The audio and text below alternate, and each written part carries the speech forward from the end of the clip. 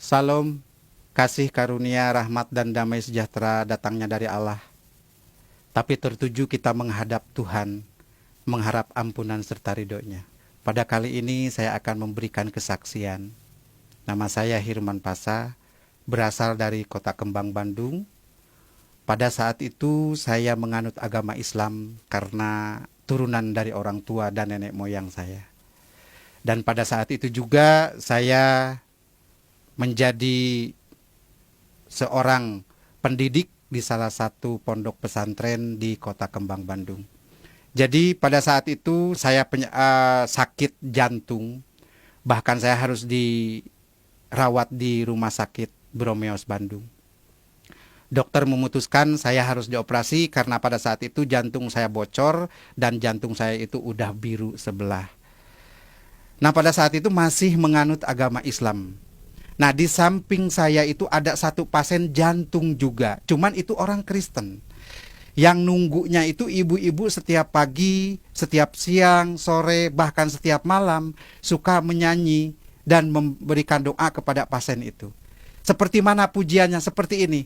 Bagaikan bejana siap dibentuk, demikian hidupku di tanganmu. Dengan urapan kuasa rohmu, ku dibaharui selalu. Begitu saya mendengarkan nyanyian itu, alunan suara si ibu itu, jadi saya itu agak tenang. Tapi saya yakin bahwa kata-kata si ibu itu akan menyembuhkan penyakit saya. Saya belum percaya waktu itu karena saya agama Islam, bukan agama Kristen. Tapi saya baru yakin. Nah, langsung di situ udah 2 hari kemudian pasien sebelah saya itu meninggal. Oh, berarti saya juga akan meninggal. Karena orang jantung itu jarang hidup kembali kalau udah masuk ICU. Tapi saya waktu di dalam ICU itu sadar tetap gitu.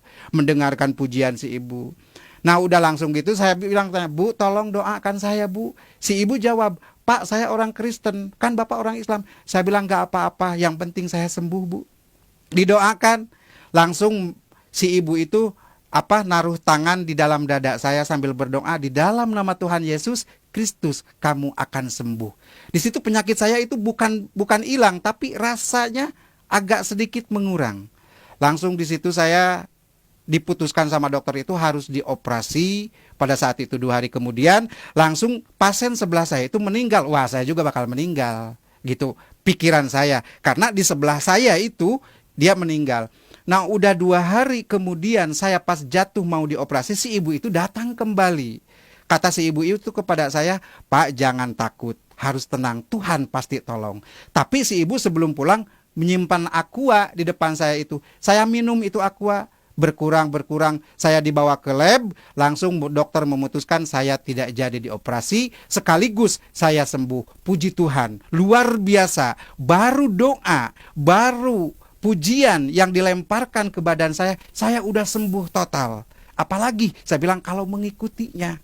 Nah, pada saat itu gancang ceritanya saya langsung pulang ke rumah karena tidak jadi dioperasi. Saya udah jual apa-apa buat biaya operasi, akhirnya nggak jadi itu dioperasinya. Nah, langsung di situ saya nyari itu alamat si ibu itu. Cuman waktu itu saya lupa minta alamat si ibu itu. Padahal masih orang Bandung dia. Tapi nggak ketemu sampai saat ini. Nah, di situ saya langsung berpikir gimana caranya, karena saya itu guru atau ustadz di salah satu pondok pesantren, nggak mungkin lah saya bisa didemo. Nah, udah begitu langsung saya bisa ada hubungan kemana-mana, langsung ada ngasih nomor kontak satu pendeta yang berasal dari Jakarta. Langsung saya menuju. Pada saat itu saya udah mengerti gitu ajaran-ajaran Kristen, tapi saya belum total. Nah, udah langsung saya tinggal di rumahnya pendeta di Jakarta sampai saat ini udah 10 bulan. Luar biasa, Tuhan Yesus menolong saya. Ada satu kenikmatan yang mengikuti ajaran Tuhan Yesus Kristus, ada satu keistimewaan yang kita rasakan pada saat kita dibaptis. Saudara pernah dibaptis? Apa yang rasakan saudara pada dibaptis itu? Pengalaman saya waktu saya dibaptis. Saya dibaptis oleh 2 pendeta.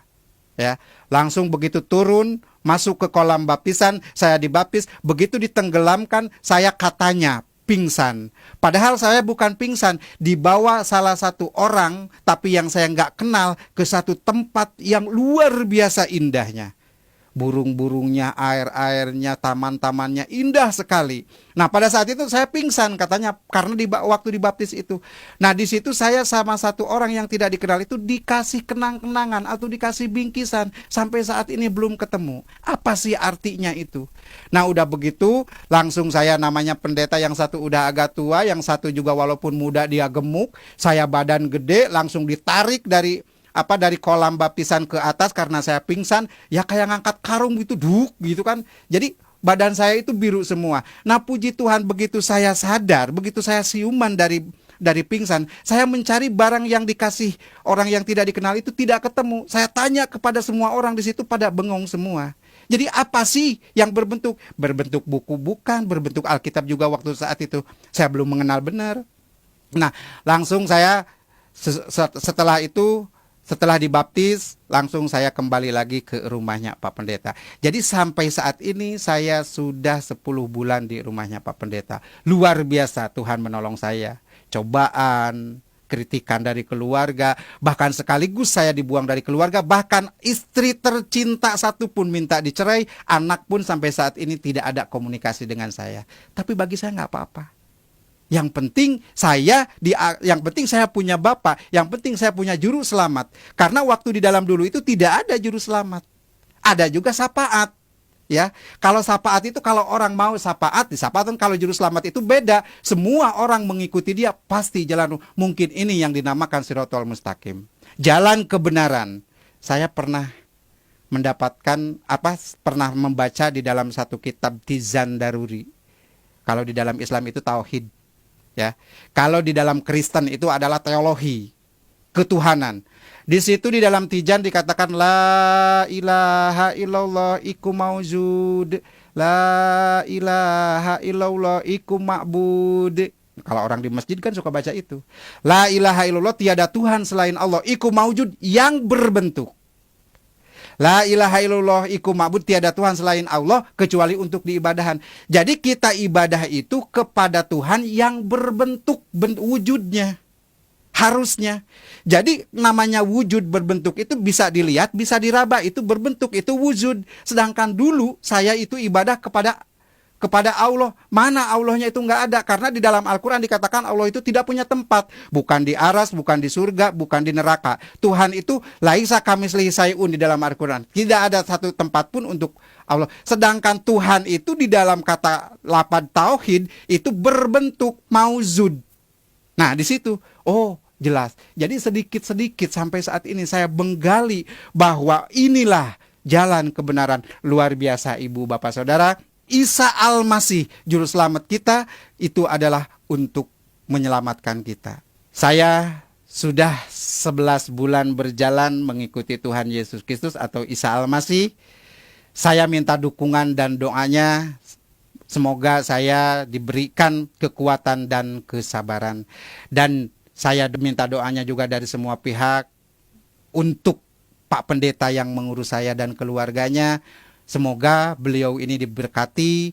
Jadi saya menghimbau, pesan dari saya, yang sudah mengikuti Isa Al-Masih dari kecil, jangan sampai jadi mualaf.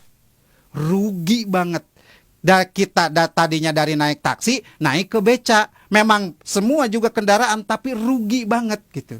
Jadi tetap kita sampai mati pun, sampai kemanapun, sampai tua pun, diberikan cobaan apapun, kita harus kuat mengikuti Isa Al-Masih. Karena Isa Al-Masih adalah is the best bagi kita, juru selamat bagi kita semua.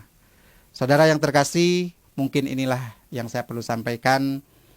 Jadi pesan dan kesan bagi saya untuk semua, yuk mari kita pegang kuat-kuat. Jangan sampai kita jadi mu'alaf. Tuhan memberkati.